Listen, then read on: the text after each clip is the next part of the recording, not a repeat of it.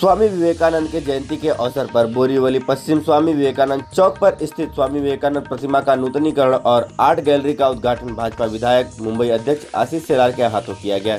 इस स्मृति का नूतनीकरण और आर्ट गैलरी की परिकल्पना बोरीवली के विधायक सुनील राणा द्वारा किया गया। इस उद्घाटन के साथ कांदिवली पश्चिम महावीर नगर में अंतर्राष्ट्रीय स्तर के स्केटिंग रिंग, बॉक्सिंग और बास्केटबॉल स्पोर्ट कॉम्प्लेक्स का भी उद्घाटन भाजपा मुंबई अध्यक्ष विधायक आशीष शेलार के हाथों किया गया। यह स्केटिंग रिंग बनाने की भी परिकल्पना विधायक सुनील राणा ने की थी, जो 1 साल की कड़ी मशक्कत के बाद बनकर तैयार हुआ। उद्घाटन के बाद ही बच्चों ने स्केटिंग रिंग पर स्केटिंग का शानदार प्रदर्शन किया। इस कार्यक्रम में भाजपा मुंबई अध्यक्ष एडवोकेट आशीष शेलार, पहलवान ओलंपिक एथलेटिक नरसिंह यादव, विधायक सुनील राणा, विधायिका मनीषा चौधरी, बीएमसी उपायुक्त परिमंडल 7 भाग्यश्री कापसे, सहायक आयुक्त आर मध्य संध्या नांदेड़कर के साथ भाजपा के पदाधिकारी और कार्यकर्ता उपस्थित थे।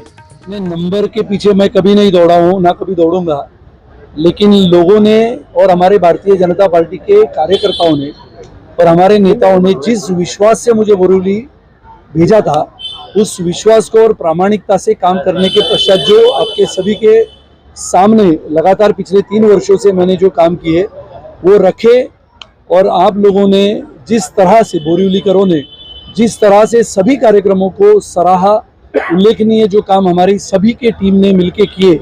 और आज बोरीवली में मुझे आनंद होता है कि पहला अंतर्राष्ट्रीय दर्जा का स्केटिंग रिंग, यानी सही मायने में तो ये दूसरा है बोरीवली के लिए, लेकिन अंतर्राष्ट्रीय दर्जे का स्केटिंग रिंग, उसी के साथ साथ बॉक्सिंग और उसी के साथ साथ बास्केटबॉल, ताइक्वांडो और जूडो, ये हमने उसमें जोड़ दिया है। बहुत ही आधुनिकता से काम करने वाले और इस देश को आधुनिकता के माध्यम से आधुनिक भारत बनाने वाले आदरणीय प्रधानमंत्री श्री नरेंद्र मोदी जी की कल्पकता को हम वास्तविकता में उतारने का काम हम सभी लोग करते हैं। और मुझे लगता है कि आज का ये दृश्य आप सभी ने देखा है, और ये दृश्य इसी चिर परिचित बोरीवली के नागरिकों का है, जिनके आज के आधुनिक पीढ़ी के बच्चे इस कार्यक्रम में सम्मिलित होकर इस मैदान पे उपस्थित हैं। विधायक जी, कुछ स्केटिंग के लिए चार्ज रखा जाएगा?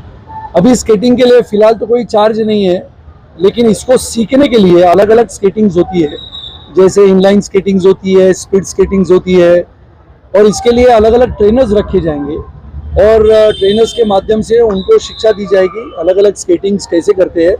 और विशेष रूप से बोरीवली की एक छोटी बच्ची जिसका नाम भूमि शिखर है, उसी को प्री ओलंपिक्स के लिए बोरीवली से, जिसकी उम्र 8 साल की है, उसको सिलेक्ट किया गया है। मैं मानता हूं कि आने वाले समय में बोरीवली ये स्पोर्ट्स का, खिलाड़ियों का एक नगर बनेगा। मेरा विश्वास। स्पोर्ट को लेकर 2 और प्रकल्प का आपने कहा है, राइफलिंग के लिए और हॉर्सिंग के लिए। राइफल क्लब का उद्घाटन सम्माननीय देवेंद्र जी, जो हमारे उप मुख्यमंत्री है, भारतीय जनता पार्टी के नेता है, उनके हाथों से करना है। इसके लिए 26 जनवरी तारीख मैंने तय की है प्रजासत्ताक दिन की, या फिर उसके आगे पीछे 2-4 दिनों में राइफल क्लब का उद्घाटन बोरीवली में, पहला बहुत ही सुंदर राइफल क्लब। जैसे हम जानते हैं कि राइफल शूटिंग के माध्यम से अपनी नेमबाज अंजलि भागवत पूरे देश से लेकर विदेश तक पहुंची थी, अपने राघवेंद्र सिंह राठौड़ वो भी पहुंचे थे। अलग अलग, जिसमें हम कहते हैं कि राइफल शूटिंग के माध्यम से लोग आगे बढ़ते हैं। स्पोर्ट्स का एक नया नज़रिया, नया दरिया हम देखते हैं। और राइफल शूटिंग क्लब और आर्चरी क्लब ये बोरीवली के शिमपोली में, जहाँ पर हमारी अंजलि ताई केड़कर नगर सेविका है, वहाँ पर आने वाले 20 दिनों में शुरू होने वाला है। सर, इसको बनाने में कितना वक्त लगा? अभी ये आपने देखा, इसको बनाने में मुझे 1 साल लगा। राइफल शूटिंग क्लब बनाने में करीबन 6-8 महीने लगे। जिसके बाहर का जो गार्डन है उसको अभी बनाने में और 1-2 महीना लगेगा। मैंने महानगर पालिका के आयुक्त सम्माननीय श्री इकबाल सिंह चहल जी को ये दरखास्त किया, अनुरोध किया है कि वर्ली के बाद, ऐसा है कि आप सभी ने देखा ओलंपिक्स में घोड़ों का महत्व है, घोड़े सवारी का, घोड़े ऑब्स्टेकल्स पार करके जाते हैं उसका, इसके लिए घुड़सवारी बोरीवली में हो बच्चों के लिए। इसका मेरा प्रयास है और मेरा विश्वास है कि महानगर पालिका के कायदे कानून में हॉर्स राइडिंग के लिए जगह नहीं थी, लेकिन बोरीवली के मैदानों को देखते हुए एक मैदान बोरीवली में नए रूप से घोड़सवारी के लिए, बच्चों के लिए हम बनाने वाले हैं, और आप सबको उसका न्योता दें।